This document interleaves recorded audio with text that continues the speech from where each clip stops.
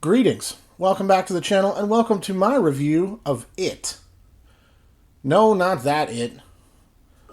Oh, and certainly not that one. No, we're taking a look at the Innova Disc Golf It. This is a new 7-speed fairway driver from Innova. Why is this a Halloween review? Because I felt like it, thought it would be fun, and it's also an orange and black disc that I tested entirely within the month of October. Picked this thing up from the Disc Golf Depot not too long ago, but I was able to get the testing done on it right away, and I'm coming to you guys with a full review of it pretty quickly as well. So thank you to Disc Golf Depot. If you're in the Portland area, you got to go check out the new shop, 106th and Sandy, or go to discgolfdepot.com for more info.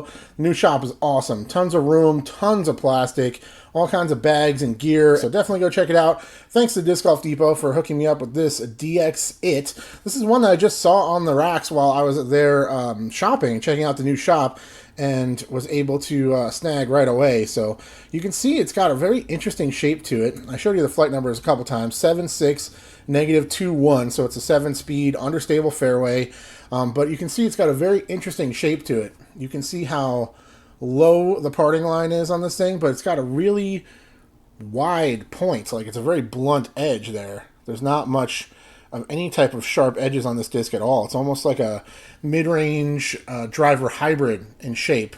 Got a little bit of dome to it to trap some air, and a very interesting, kind of unique shape. I can't think of another disc that feels quite like this thing. It's got that kind of sweeps up on the underside there.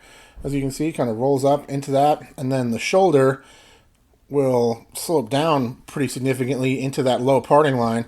But then you can see, again, it's got that really blunt, very rounded, soft edge feel to it. 171 grams in the DX plastic. This new DX feels fine to me.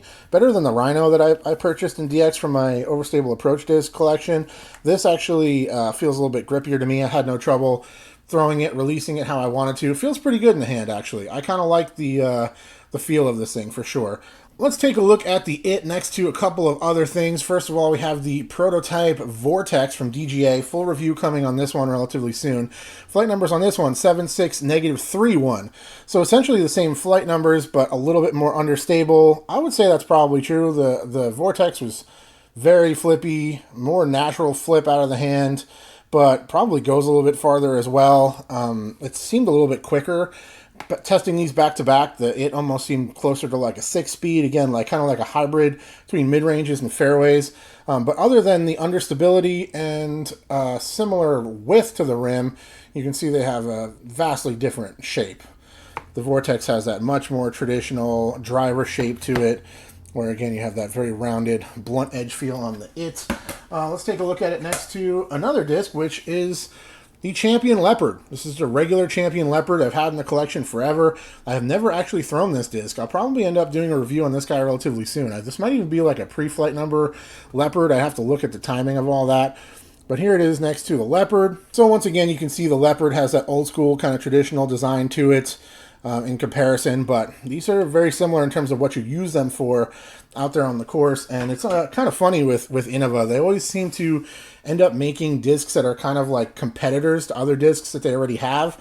And the comparisons with the Leopard and the It are very prevalent already. So I'll probably continue to test the It a little bit, and I will have it around in case I do get out and try this Leopard. We'll do a little bit of a head-to-head. I'll give you some of that data point. But the only Leopard I ever really owned was an old DX Leopard. It actually looked just like this. It was orange with a black stamp, DX Leopard. I think it was a 150 class, and I found it really touchy. I think I lost it in the pond at Rooster Rock not too long after having it, because it was a pretty tricky disc for me to control in those days. So good feel in the hand. DX plastic will break in fast, as we all know, but it has a good grip. It's a good winter plastic, I think, because it maintains a decent grip even when it's a little bit wet. So out there, all the ground, all the grass, everything during testing of this disc, everything was wet. So I was toweling it off, but I didn't have much trouble controlling it or throwing it the way I wanted to, even with some moisture on my hands. So that's a nice benefit of DX plastic.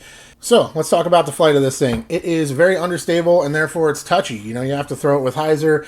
You got to put some touch on it. You can't just rip it flat and expect it to fly straight, that's for sure. Definitely a hyzer flip disc for me, or something that rolls to the right easily on its own.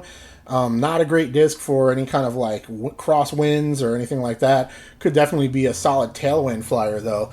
Still a very enjoyable disc to test. You know, I love throwing these flippy discs for review. I think they're a lot more fun to test than just something that's beefy overstable and just wants to hook up on me. I can throw this thing on hyzer flips. I can throw it on like stand-up stall hyzers with the nose up, rollers, all kinds of different lines and shots that you can try with this disc, and definitely makes it a little bit more of an enjoyable disc for me to test personally when it has some natural turn that I can get to flip up and roll over and do all the neat tricks you can get an understable disc to do. So a lot of people chimed in recently when I posted a video talking about don't give drivers to beginners. It's basically the core advice in the video. And it's more talking about 9, 10, 11 plus speed drivers, stuff that beginners have no business throwing.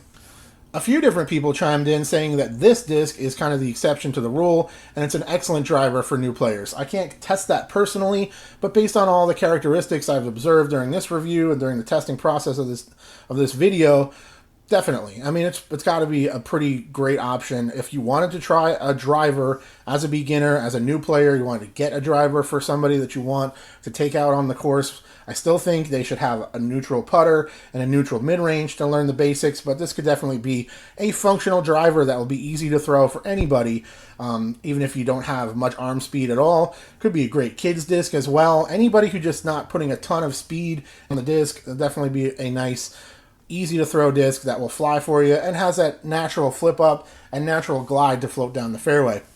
This could actually be the first Innova disc I put in my bag for quite a while, because I'm strongly considering having this around for rollers, for easy hyzer flips that'll fade to the right naturally, and all that kind of stuff. But it's also a DX disc, so if I lose it, I don't care that much. You know, I don't have to go swimming after this thing or hiking down some giant cliff to go get it. I can just, all right, that one's, if you find it, it's yours, and I'll go buy another one for $10 and throw it in the bag. So that's definitely a big benefit of the DX plastic.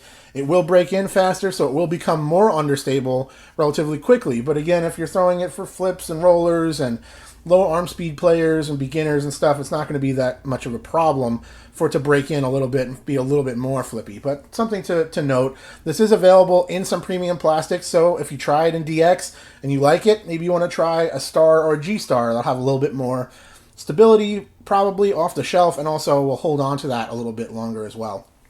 That's my review on the IT. Thank you once again to the Disc Golf Depot for their continued support. I appreciate working with them. If you're in the area, you got to go check out the new shop. It's awesome. It's the ultimate disc golf candy store, and you guys are definitely going to want to check it out. If you're visiting the Portland area, I would definitely work that into your plans as well, to pop in there and check out the selection. Grab yourself some plastic. Tell them I sent you. Thank you to all of you for your continued support. Shout out to the Disc Golf Nerd Patreon support team as always. You guys are amazing. Happy Halloween. I will talk to you all very soon. Cheers.